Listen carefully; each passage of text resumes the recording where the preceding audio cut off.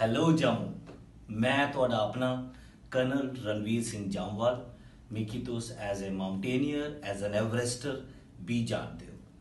I have done Everest 3 times. I have done the highest mountain of all 7 continents. I have done rescue operations. I'm rescue course qualified from Switzerland. I have achieved 1 world record, 1 Asian record, 3 Indian records, and many J&K records in mountaineering. I have been awarded Tenzing Norgay National Adventure Award, that is equivalent to Arjuna Award.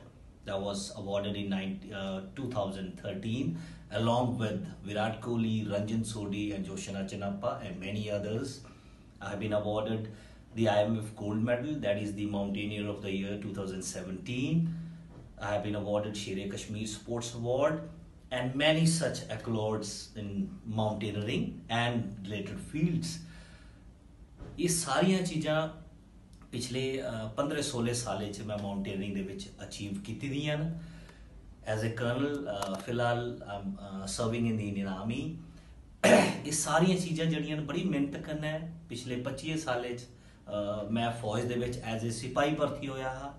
ਉਹਦੇ बाद फिर मैं officers दा commission लेता हा. 2002 जून दे विच मैं as an officer commission होया हा और 2003-4 कोला मेरी माउंटेनियरिंग दी जर्नी शुरू हुई और अज मैं तुहाडे सारे दे सामने approximately 40 mountaineering expeditions I have done and all around the continents. Message for Jammu and especially youth of Jammu. अगर तुस कोई भी चीज़ करना चाहते हो, अपनी पूरी डेडिकेशन, अपनी पूरी डिटर्मिनेशन करना है, उस लक्ष्य के पीछे लगो, हिम्मत मत छड्डो. तुहानू अपना लक्ष्य जड़ा है वो जरूर मिलग. नेगेटिविटी ऑल अराउंड उसी पीछे छड्डी दियो. सिर्फ अपना सिंगल माइंडेड फोकस अपने लक्ष्य के प्रति रखो. अगे पीछे कुछ मत देखो कि वाला के नहीं. अपनी रजाई छड्डिए. अपने सपने जड़े ने अगर तुसें साकार करने न तुसें उठिए, उहदे वास्ते मेहनत करने पौनी और तुस अगर मेहनत करगे तो अपने लक्ष्य जरा है वो जरूर मिलग.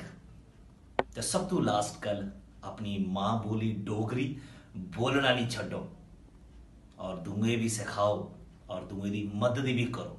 जिथे भी डोगरे हैं, ना ओनली जम्मू, जिथे भी इंडिया च हैं, इंडिया कोला बाहर भी हैं, एक दूए की मदद करो तो अपनी माँ बोली डोगरी भी बोलते रहो. Thank you so much.